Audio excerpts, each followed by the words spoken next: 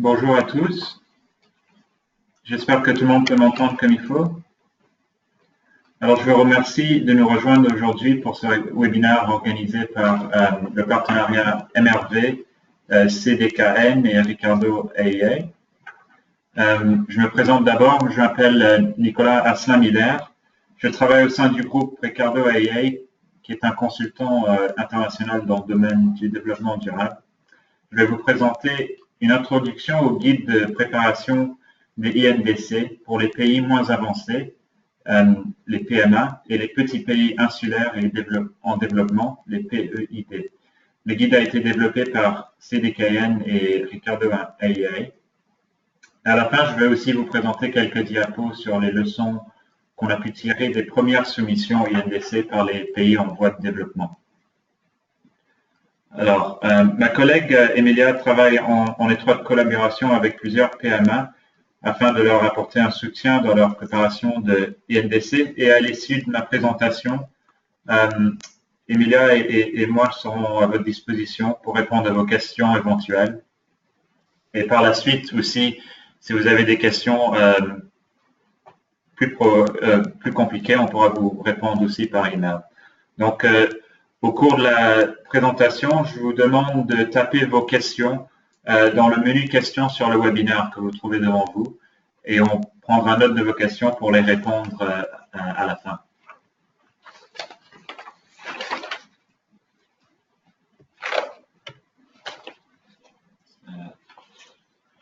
Je demande à mon collègue Klaus de présenter les trois premières diapos sur le partenariat MRV. Merci et bonjour aussi de ma part pour ce webinaire sur les INDC. Je suis Klaus Wenzel, je dirige pour la GIZ allemande deux projets d'atténuation financés par le ministère allemand de l'Environnement. Dans le cadre de ces projets, nous avons coopéré déjà dans le passé avec CDKN et Ricardo AIA qui ont produit et qui présentent aujourd'hui un guide INDC qui est un complément parfait d'une publication sur le processus de développement des INDC que le Partenariat international sur l'atténuation et le MRV a publié récemment, aussi en langue française, et que vous trouvez sur notre site web. Le Partenariat international sur l'atténuation et le MRV a été créé et lancé par l'Afrique du Sud, la Corée du Sud et l'Allemagne lors du dialogue de Petersberg sur le climat organisé en 2010. Le Partenariat international sur l'atténuation et le MRV encourage les pays partenaires à renforcer l'ambition d'atténuation des gaz à effet de serre. Donc les objectifs de ce partenariat, c'est faciliter l'échange des bonnes pratiques entre les négociateurs sur le climat, les décideurs et les professionnels de plus de 70 pays maintenant, pays en développement, émergents et développés. Nous voulons ainsi contribuer à développer une ambiance de confiance et en même temps informer les négociations de la CNUC. Vous trouvez plus d'informations sur le site web du partenariat et aussi cette publication dont j'ai parlé sur le site web mitigationpartnership.net. Prochain slide, s'il vous plaît. Voilà. Donc les thèmes prioritaires et les activités du partenariat, nous appuyons la conception, la mise en place et l'application effective des contributions prévues et déterminées au niveau national, les INDC, donc notre sujet d'aujourd'hui. Les stratégies de développement à faible émission carbone, LETS, les mesures d'atténuation appropriées au niveau national, les NAMA, et les systèmes de mesures, notification et vérification MRV. Comment on le fait? Bon, c'est d'abord les ateliers techniques régionaux. Nous travaillons en groupe régional et ce sont des ateliers de 2 à 3 jours. Il y a des experts et l'échange des pairs. Puis il y a une école d'été chaque année de 7 jours de formation intense avec environ 25 participants encore une fois des pays annexe 1 et non annexe 1. Puis il y a les réunions du partenariat lors des COP et des SP qui permettent échange d'opinions sur les thèmes des négociations. Et enfin, il y a la gestion savoir, la formation en ligne, des webinaires comme celle-ci qu'on fait en coopération avec CDKN et Ricardo AA. Il y a aussi des modules e-learning, des formations en ligne. Il y a le site web, il y a un newsletter que vous pouvez abonner sur notre site web. Il y a des publications et des guides. Prochain slide, s'il vous plaît. Bon, dans le cadre du partenariat, nous avons créé un cluster francophone pour les pays francophones. Ça a été créé en 2013 et c'est réalisé en collaboration organisationnelle et financière des ministères de l'environnement belge et française. Les ateliers du cluster, ce sont aussi des ateliers techniques régionaux. On a eu plusieurs à Tunis, à Bruxelles et à Paris. On essaie de traduire les publications qui sont la plupart en anglais, en langue française, et puis des webinaires et des formations en ligne. Encore une fois, vous trouvez plus d'informations sur le cluster sur notre site web. Et avec cela, je remercie CDKN et Ricardo de cette coopération qui s'inscrit parfaitement aussi dans nos objectifs. Merci. Merci Klaus.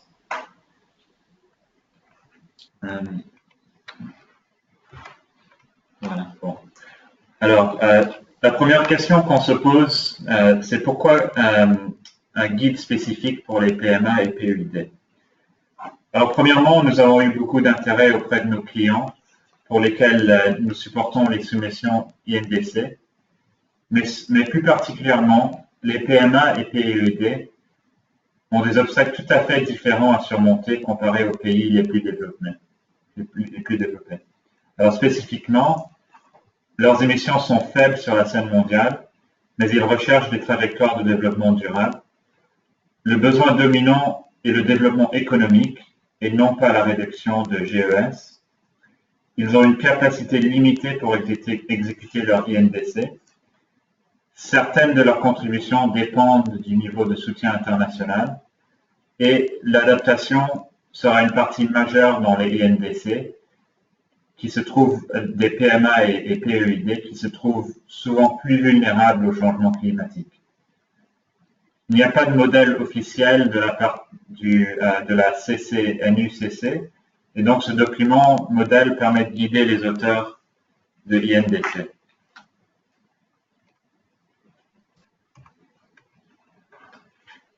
Alors, à quoi sert le modèle et à quoi ne sert-il pas?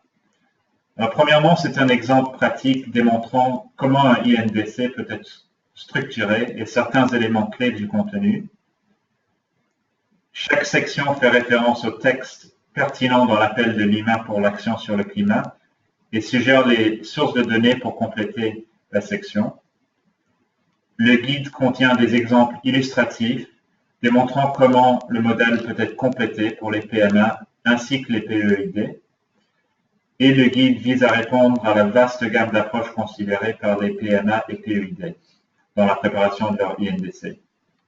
Par contre, le modèle n'essaye pas de guider le niveau d'ambition des pays pour leur INDC, ni comment et quand les parties prenantes doivent être consultées. D'autres guides fournis ailleurs peuvent soutenir ces décisions essentielles.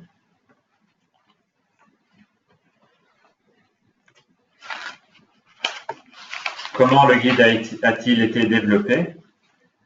Eh bien, premièrement, nous avons consulté avec un éventail de parties prenantes dans le domaine, parmi d'autres des représentants de PMA et PEID, des organisations travaillant avec CDKN pour appuyer la préparation des INDC nationales, ainsi que les auteurs de conseils et guides existants. Et nous en sommes maintenant à la deuxième édition, qui comprend, en plus de la première édition, des exemples additionnels pertinents spécifiquement au PEID.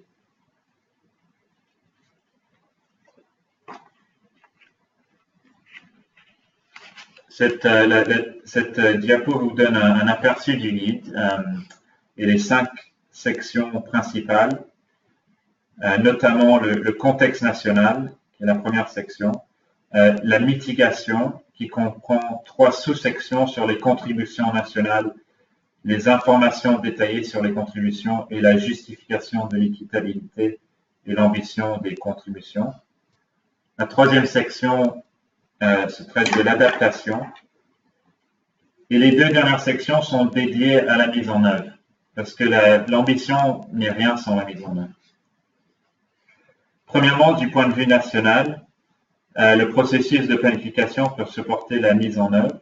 Et deuxièmement, du côté international, le support financier, technologique ou de capacité qui est nécessaire pour soutenir les contributions INDC.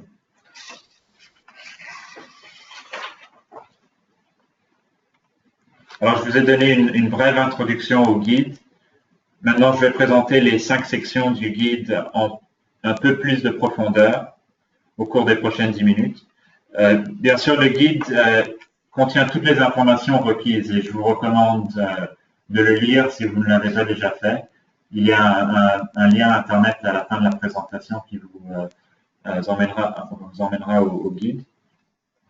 Alors, en ce qui concerne la première section, le contexte national, cette section contient un élément clé pour les INDC, c'est-à-dire pourquoi à chaque pays adopter leur approche particulière.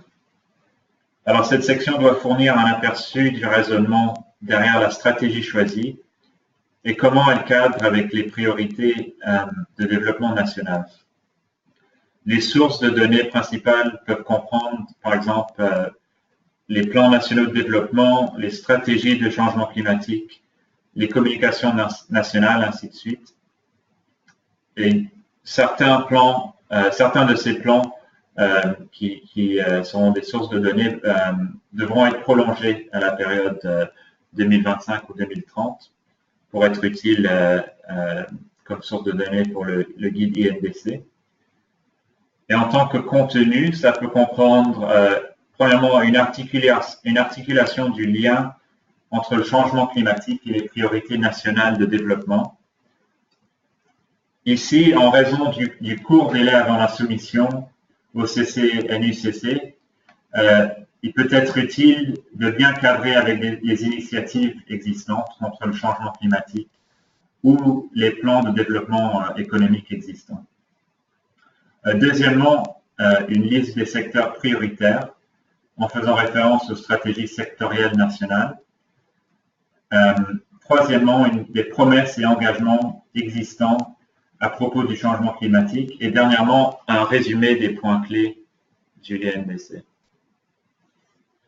Donc ça, c'est la première section sur le contexte national. La deuxième section sur les contributions aux efforts de mitigation. Alors le but ici n'est pas d'essayer de montrer comment les contributions ont été décidées, mais plutôt de présenter le résultat du processus, ce qui pourrait être des contributions basées sur l'action ou sur les résultats sectoriels ou économiques. Les contributions devraient être résumées en se référant à d'autres documents pour les détails. On devrait inclure au minimum le nom de l'activité, une description de l'activité et les objectifs de l'activité, qui peuvent être qualitatifs ou quantitatifs. Un exemple quantitatif serait une cible de réduction de GES, par exemple. Et cette section devrait aussi présenter l'impact total des mesures proposées sur les émissions futures.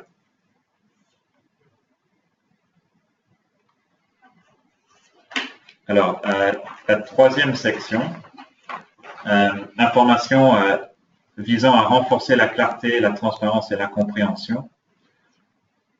Dans le langage de l'appel de Lima pour l'action sur le climat, cette section doit contenir les informations détaillées permettant une complète compréhension de la contribution INDC.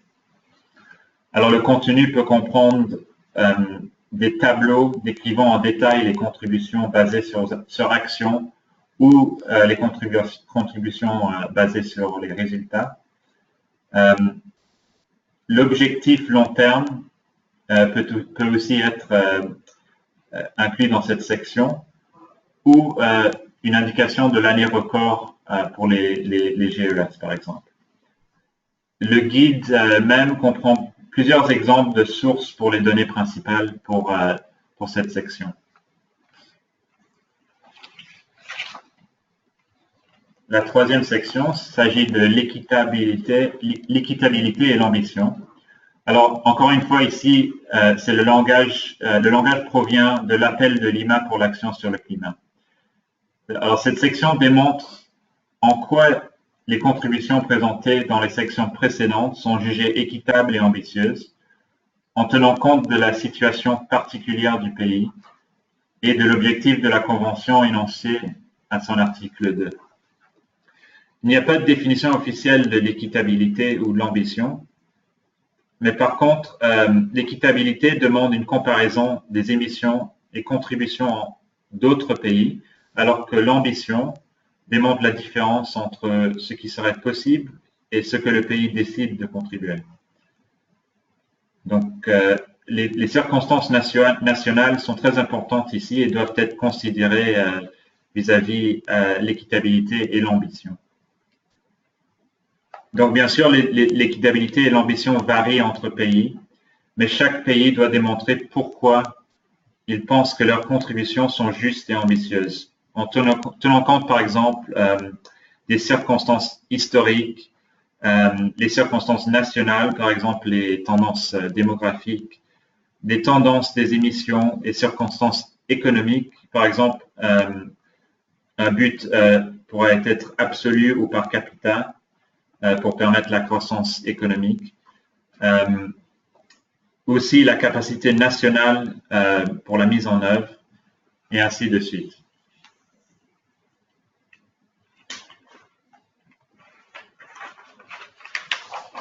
Alors, la prochaine section sur l'adaptation est consacrée aux mesures d'adaptation au changement climatique.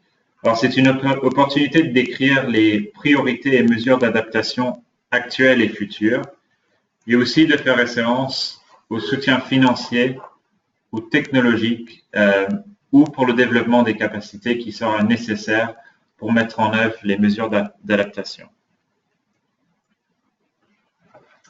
Il y a aussi l'option ici, ou bien sûr ailleurs si préféré, de mettre en évidence comment les synergies entre l'adaptation et l'atténuation ont été capturées dans le processus INDC. C'est-à-dire, par exemple, les co-bénéfices d'atténuation des activités d'adaptation et vice-versa. Donc, par exemple, les mesures d'adaptation qui permettent le développement durable ou les contributions qui sont résilientes au changement climatique.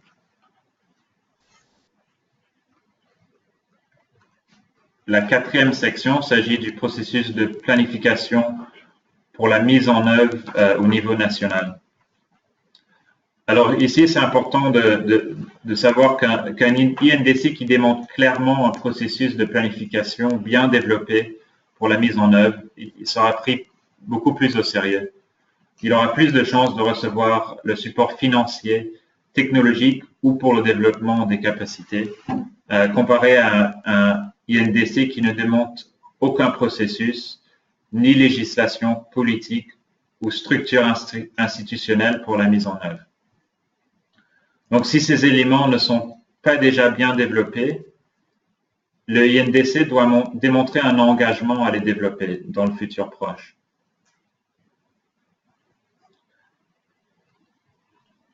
Alors, le contenu de cette section peut comprendre plusieurs éléments, parmi d'autres les processus de planification existants ou proposés au niveau national ou infranational pour la mise en œuvre, les processus MRV nationaux pour les émissions GES, les législations politiques ou plans d'action nationaux existants pour supporter le développement des INDC, les synergies avec les plans nationaux et sectoriels de développement, et finalement les activités de renforcement de sensibilisation et l'engagement des parties prenantes. Alors tout ça pour montrer vraiment qu'il y a un plan robuste pour la mise en œuvre des contributions INDC.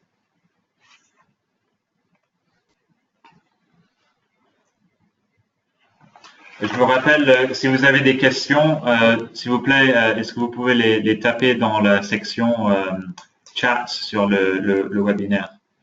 Donc, on va répondre à vos questions à la fin du webinaire, mais si vous pouvez nous les mettre en écrit, ça serait idéal. Merci. Donc, pour la 5e section, moyens de mise en œuvre, ça c'est la dernière section et elle contient un aperçu du soutien nécessaire pour la mise en œuvre des INDC. Alors, une grande partie du contenu peut provenir des sources existantes, par exemple les évaluations des besoins de technologie, ainsi de suite. Mais plus précisément, cette section peut contenir une description du support requis dans un tableau résumé, comprenant le type de support, l'ordre de grandeur et le timing. Les 3 types de supports principaux sont le soutien financier requis, ainsi que les dépenses intérieures attendues, le renforcement des capacités requises et finalement l'échelle et le type de transfert de technologie requis pour la mise en œuvre. Alors j'ai maintenant terminé le tour rapide du guide. J'espère que vous avez trouvé informatif et intéressant. Nous sommes bien sûr à votre disposition pour répondre à vos questions. Encore une fois, je vous demande, si vous avez des questions, de les mettre dans le chat du webinaire.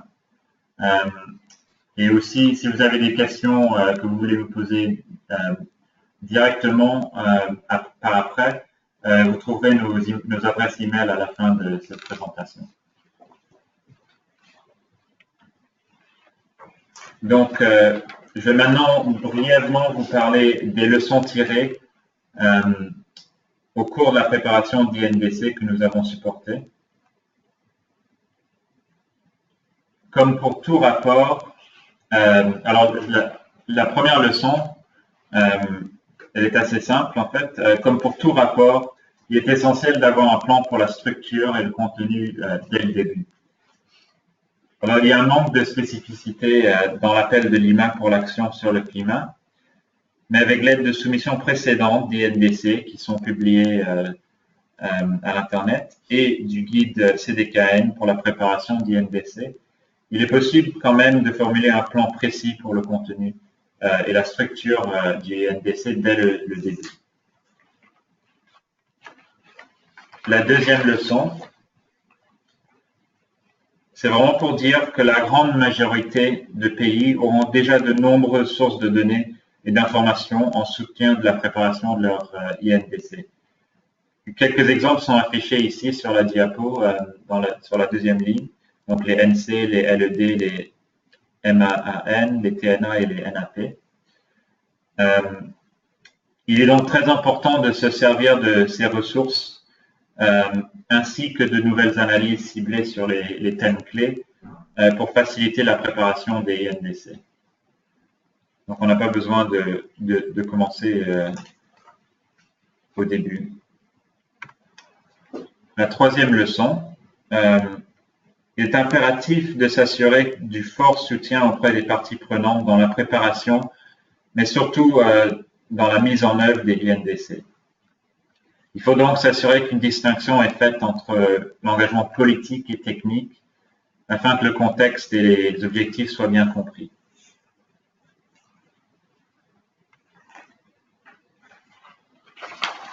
La quatrième leçon. Alors ici, il faut se souvenir que les INDC sont des déclarations politiques. Il est important donc de tenir compte du besoin d'être inclusif, juste et équitable, ainsi que d'utiliser le processus pour refermer l'écart entre le domaine politique et technique. Et c'est aussi important de capturer l'élan général par le processus INDC pour renforcer le support auprès des parties prenantes dans la mise en œuvre des INDC. Et la cinquième et dernière leçon, il faut se rappeler que les INDC ne sont pas des œuvres accomplies après la soumission, mais vraiment c'est le début d'un processus. Il faut donc, dès le départ, penser à la mise en œuvre en mettant en place la structure institutionnelle nécessaire renforçant la capacité analytique, demandant le soutien externe et incluant les processus énervés pour s'assurer de la mise en œuvre par suite de la soumission.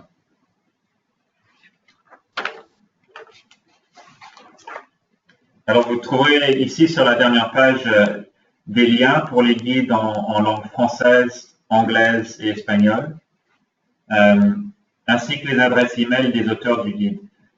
Alors, je vous demande encore une fois, n'hésitez pas de nous contacter si vous avez des questions ou commentaires sur le guide ou sur le processus INDC. Nous sommes à votre disponibilité. Et je vous remercie beaucoup de votre attention. On est maintenant à votre disponibilité pour répondre à vos questions. On n'a pas encore reçu de questions électroniques, donc on va essayer de répondre à vos questions directement pendant que vous nous les demandez. On a un des auteurs ici du guide, Emilia, de Ricardo Ayé. Je vais tenter de lui traduire les questions en anglais pour qu'elle me réponde et je vais essayer de traduire les réponses en français. Donc, en cas de besoin, on pourra répondre à certaines questions par écrit après le webinaire. Moi, je vous demande maintenant de nous poser des questions si vous en avez sur la présentation et sur le guide.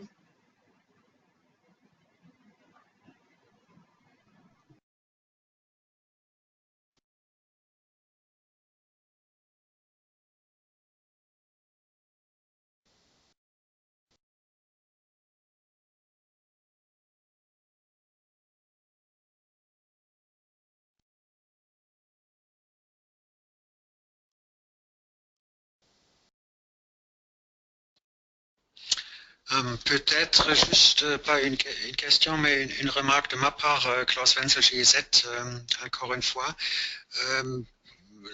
La plupart vont le savoir, mais c'est juste pour information que le Maroc a déjà publié son INDC et c'est disponible aussi en langue française sur la page web du CNUC, juste pour ceux qui ne savaient pas encore. Merci. Merci Klaus, c'est en effet correct. Et je vous demande aux participants, si vous avez des questions, s'il vous plaît, de les taper dans le chat, ou sinon, si vous voulez poser une question verbalement, il y a un petit symbole de main pour lever la main pour poser une question. Donc, si vous utilisez ce petit symbole sur le menu à gauche, on va pouvoir vous répondre à vos questions directement.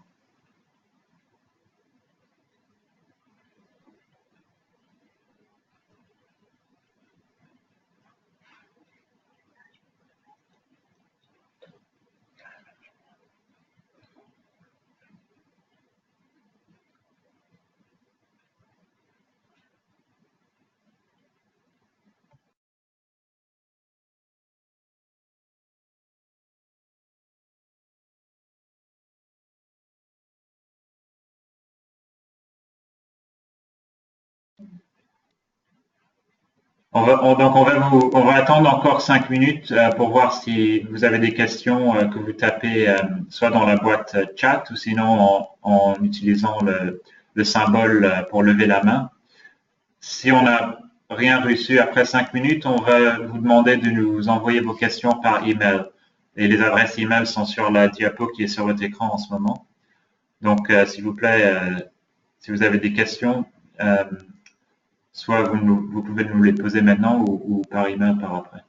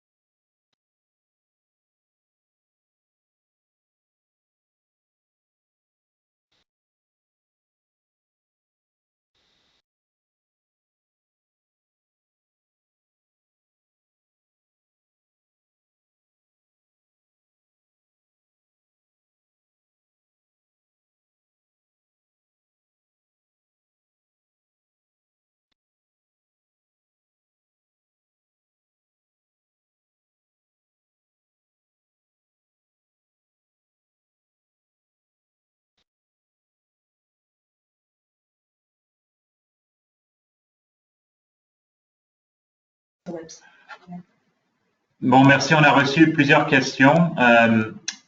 Donc, la première question pour Mamadou Mbodj. C'est juste pour confirmer que la présentation sera disponible à l'Internet et un enregistrement du webinaire sera aussi disponible par après.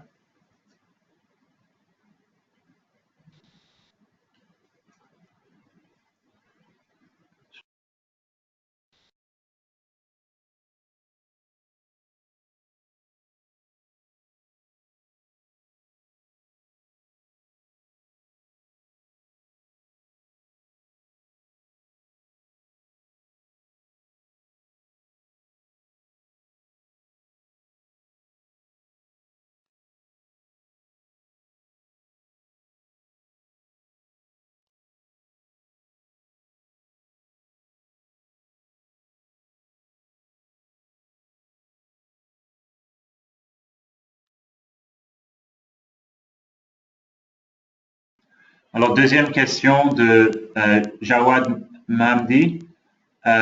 Faut-il accompagner le INDC par une analyse des coûts-bénéfices relative à sa mise en œuvre?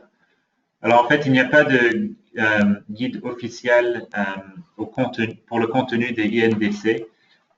Donc, c'est vraiment au pays de décider si c'est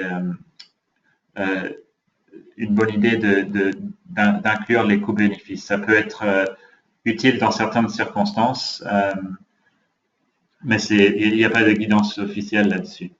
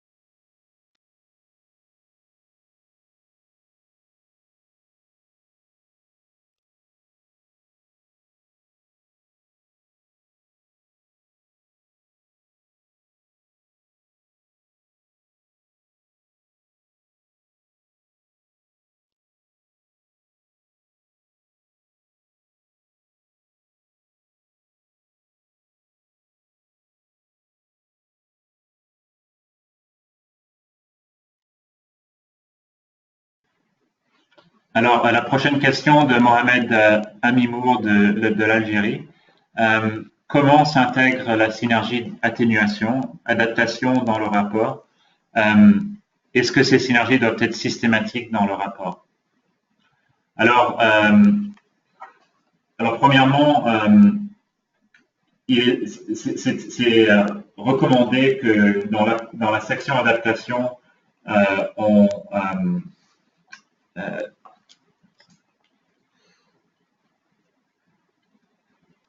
on fait référence aux activités d'adaptation, aux co-bénéfices d'atténuation des activités d'adaptation et vice-versa.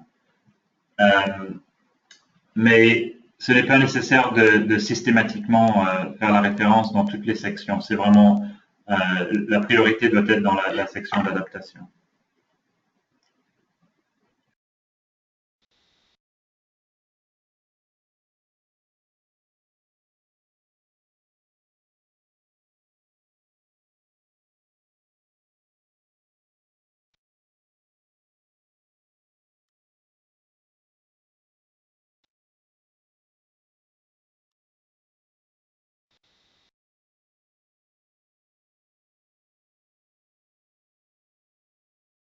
Prochaine question de Julien Vincent. Il s'agit de la longueur de temps pour développer un bon INDC. Alors, on dirait normalement entre 5 à 6 mois, mais ça dépend vraiment des sources de données. S'il y a des sources de données qui sont très bien développées, pour aider pour soutenir la soumission des INDC, on pourrait raccourcir le temps jusqu'à environ 3 mois, par exemple.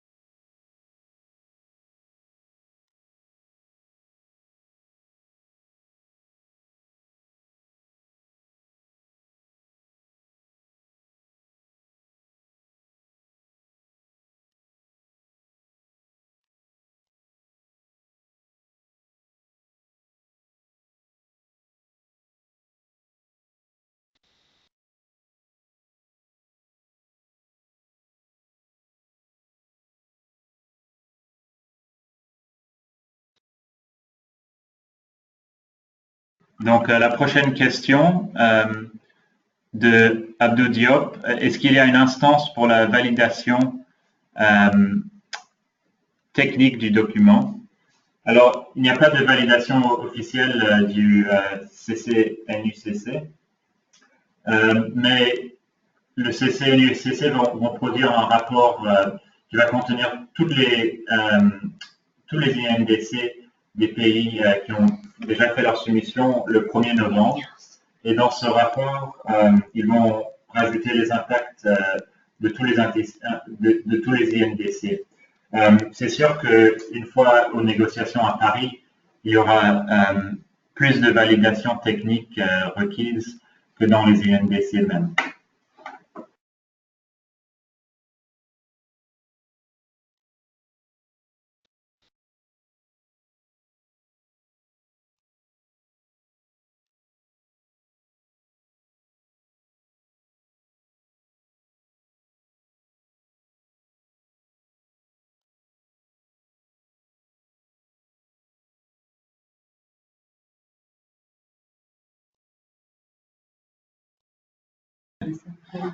Il y a une autre question encore de Abou Diop. Par rapport au plan des NDC, est-ce qu'il y a une différence entre les pays développés et les pays en développement? Ben, la différence principale, c'est que pour les pays en développement, il y aura un plus fort focus sur l'adaptation et les moyens de mise en œuvre. Donc, ces sections-là seront beaucoup moins importantes dans les soumissions des pays développés.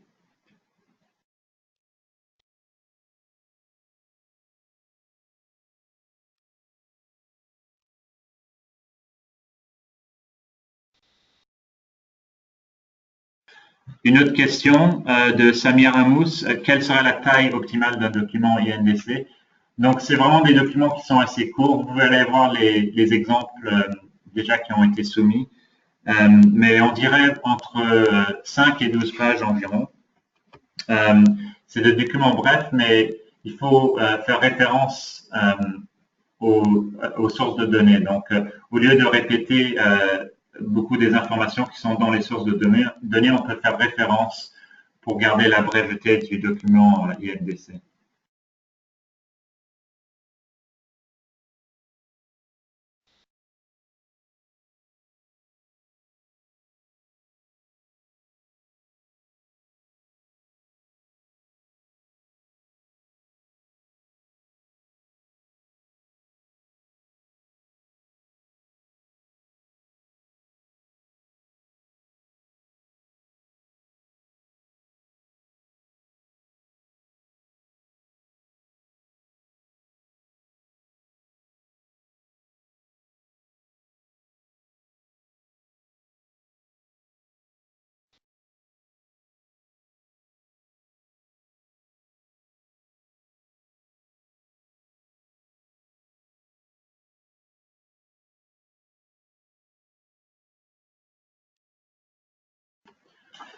La prochaine question de Mohamed Amimour. Alors, la priorité de ces pays est l'adaptation, mais hiérarchiquement, dans le guide, une plus grande place est attribuée à l'atténuation.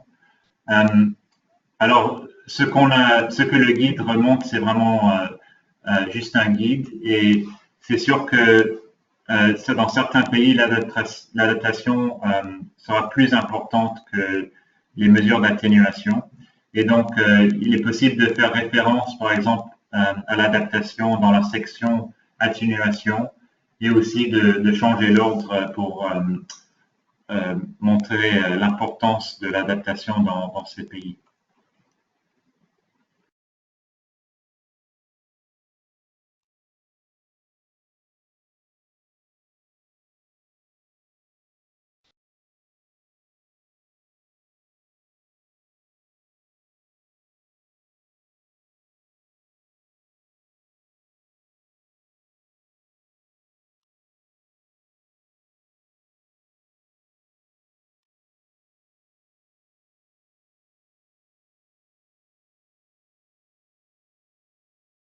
Alors, prochaine question. Quels sont les mécanismes de financement pour la mise en œuvre des INDC? Alors, ça sera pour discussion à Paris. Donc, à Paris, il y aura des négociations pour savoir quelles sont les sources, combien ils pourront contribuer et sur quelle période. Et c'est quelque chose que les sources de financement sont déjà en train de considérer en avance des négociations à Paris.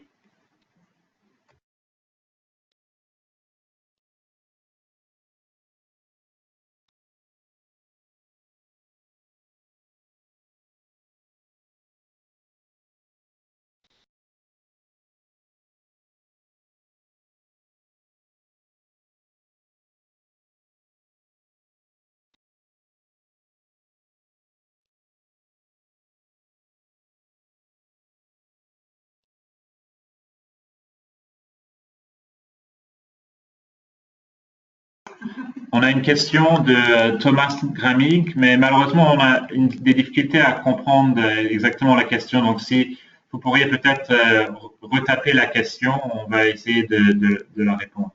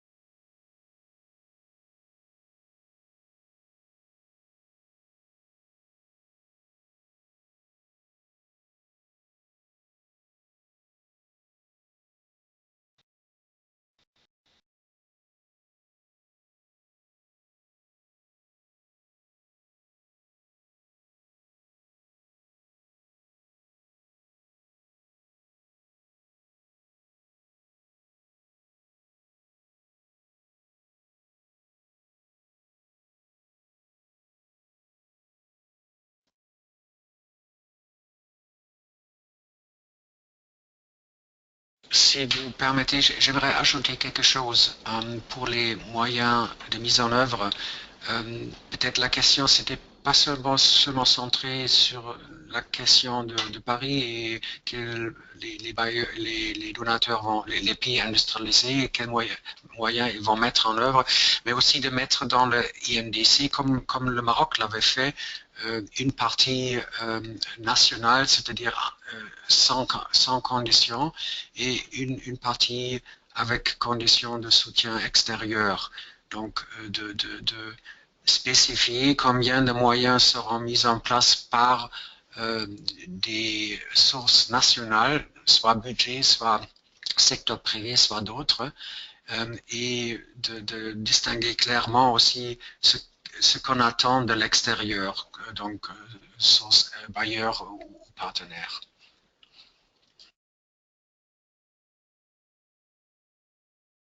Merci Klaus pour le commentaire additionnel. On a une autre question de Julien Vincent. D'après votre expérience dans l'élaboration d'INDC, vous avez établi de nouvelles projections à chaque INDC ou vous êtes reparti d'exercices existants. Donc en fait, c'est le temps de préparation pour les INDC est très court. Donc on a déjà mentionné 5 à 6 mois par exemple pour un INDC ou jusqu'à au minimum de 3 mois. Et donc c'est entendu que la plupart des sources d'information seront des sources existantes, par exemple les communications nationales. Donc, c'est vraiment attendu que ce soit les sources d'information principales. C'est sûr que si il y a certains secteurs où un peu plus d'analyse est requise, qu'elle peut faire partie des INDC, mais vraiment la source primaire seront les sources existantes.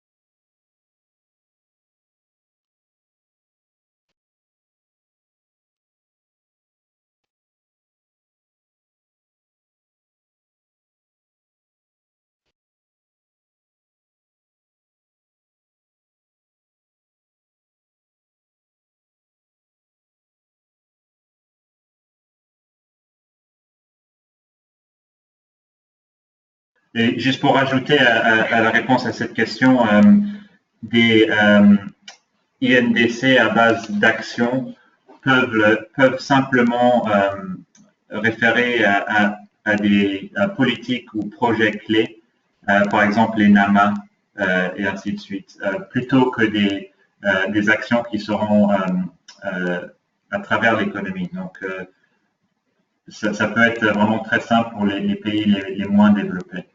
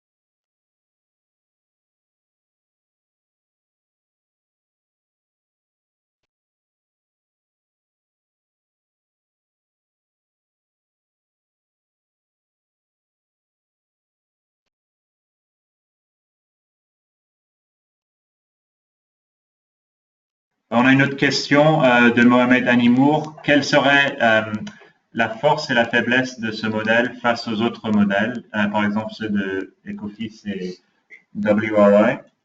En fait, notre document modèle, c'est un bref modèle qui montre vraiment la structure de comment formuler un INDC, mais les autres guides peuvent être utilisés en même temps. Ils sont aussi très utiles, mais plutôt pour d'autres, pour par exemple comment et quand les parties prenantes doivent être consultées, et ainsi de suite. Donc, notre guide, c'est vraiment sur la préparation de l'INDC, mais pas sur le processus de la préparation ou sur la mise en œuvre. Alors que d'autres guides peuvent être très utiles pour ce genre d'informations.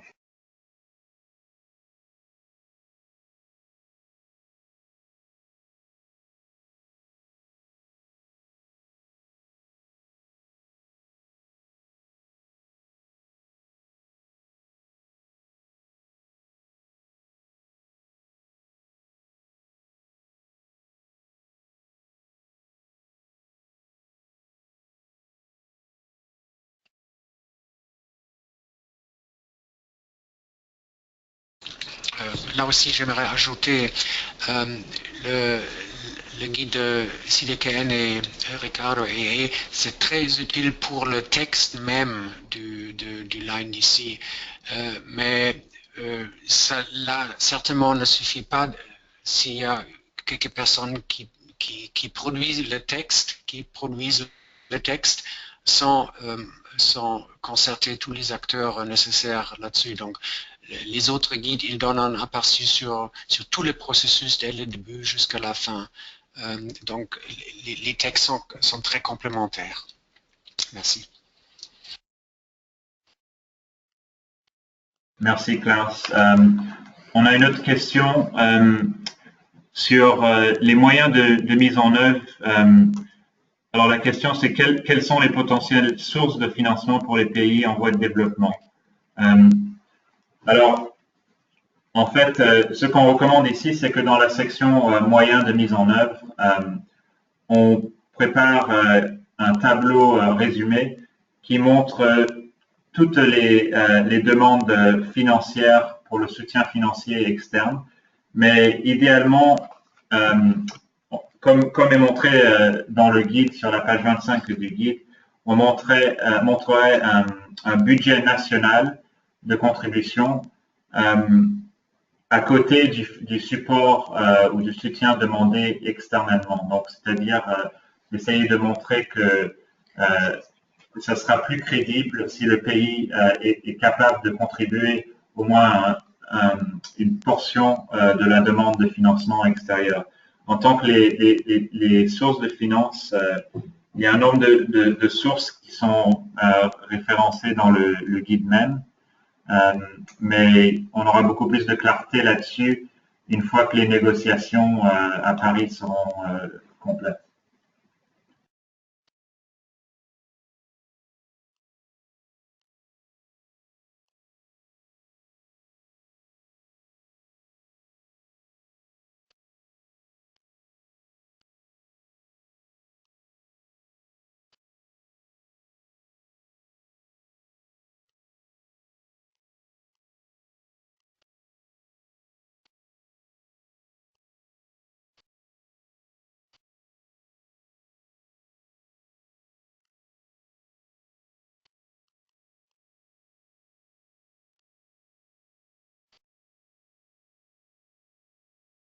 Alors, prochaine question de Thomas Cramming. Si le soutien pour les PEID et PMA comprend aussi des assistances analytiques, comment prévenir que les fournisseurs de cette assistance auront des biais?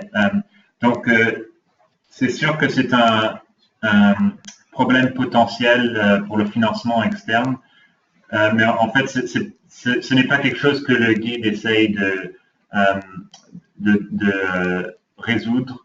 C'est quelque chose qui va être résolu avec des négociations avec les modes de financement. Donc, malheureusement, c'est pas quelque chose pour lequel notre guide est conçu. Notre guide est vraiment, comme Klaus l'a dit, pour guider la structure et le contenu du rapport, mais pas comment les négociations de financement vont se comporter.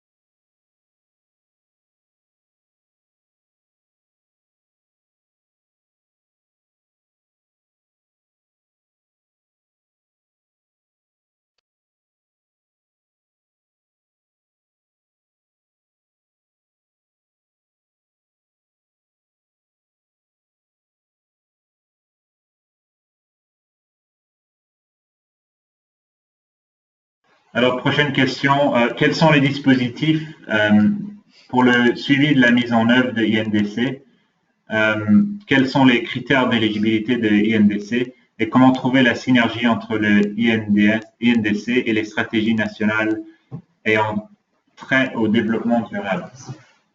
Alors, il y a de nombreuses sources d'informations pour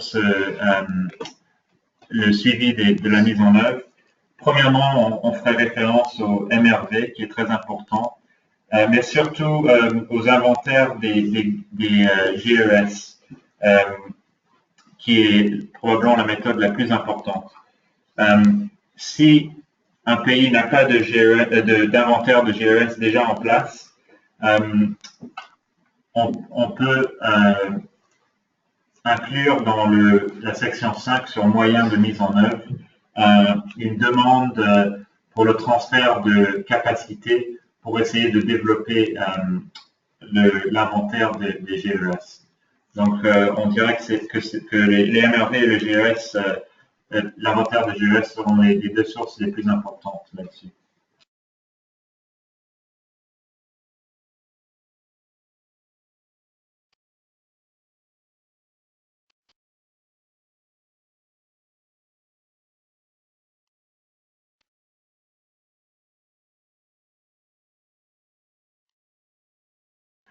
Il nous reste encore 3 ou 4 questions, mais malheureusement, on a atteint la fin de notre heure de présentation, donc on va essayer de vous répondre par email. Donc, on a une question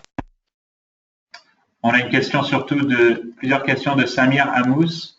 Donc, Samir, si vous voulez nous envoyer un email directement avec vos questions, on va vous répondre après la présentation.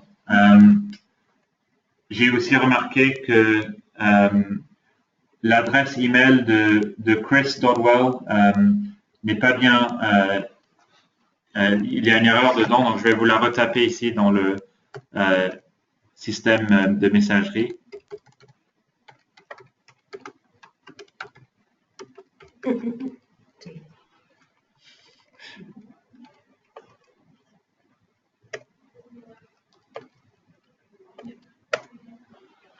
Donc voilà l'adresse email de Chris Dodwell. Donc si vous avez des questions, n'hésitez pas de lui envoyer des questions. Je vous remercie tous de votre attention et encore une fois, n'hésitez pas à nous contacter si vous avez d'autres questions.